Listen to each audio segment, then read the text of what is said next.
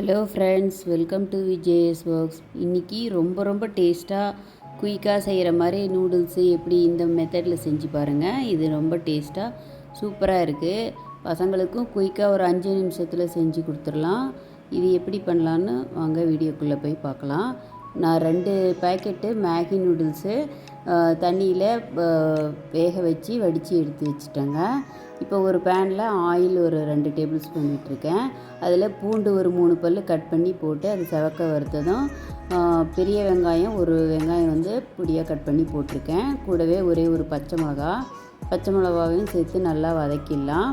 அது நல்லா வதங்கினப்போ ஒரு பெரிய சைஸ் தக்காளியை மிக்சியில் போட்டு நல்லா அடித்து அதை பியூர் மாதிரி போட்டு அதில் கூட நல்லா மிக்ஸ் பண்ணிக்கிறேங்க.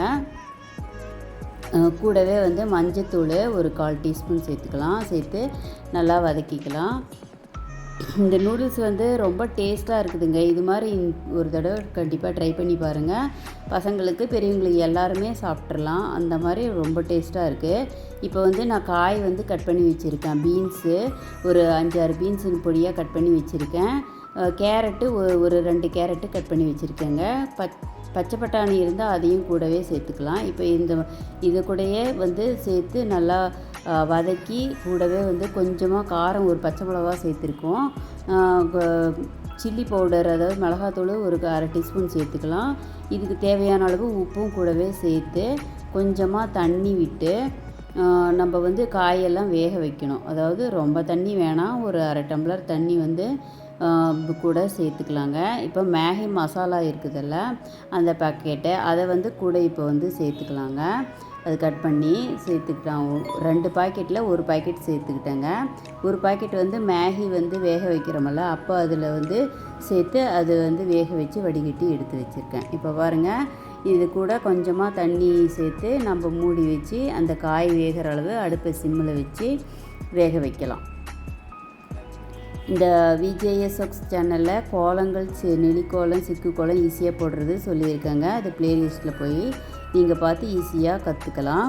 இப்போ பாருங்கள், அந்த காயெல்லாம் நல்லா வெந்துருச்சு. வெந்தப்புறம் இப்போது சோயா சாஸு ஒரு 1/2 டீஸ்பூன் சேர்த்துருக்கேன். டொமேட்டோ சாஸு ஒரு 1 டீஸ்பூன் அளவு சேர்த்துக்கலாம். இப்போது சேர்த்து இது நல்லா கலந்துக்கலாம். கலந்ததுக்கப்புறமா காயும் நல்லா வெந்துருச்சுங்க. இப்போது பீன்ஸும் கேரட்டும் வெந்ததும் இப்போ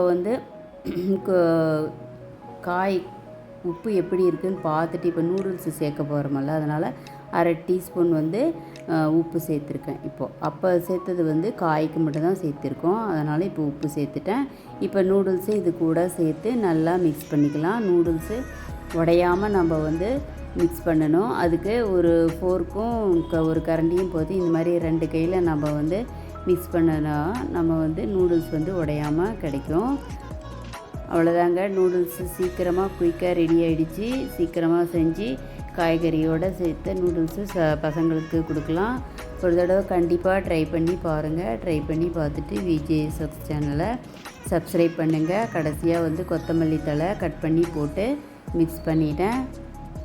ரொம்ப டேஸ்டியாக யம்மியாக நல்லா காரசாரமாக இருக்குது இந்த நூடுல்ஸு. ஒரு தடவை ட்ரை பண்ணி பார்த்துட்டு லைக் பண்ணுங்கள், ஷேர் பண்ணுங்கள். விஜேஎஸ் சேனலை சப்ஸ்கிரைப் பண்ணுங்கள். ப்ளேலிஸ்ட்டில் போய் மற்ற வீடியோஸ் எல்லாம் பாருங்கள். தேங்க்ஸ் ஃபார் வாட்சிங்.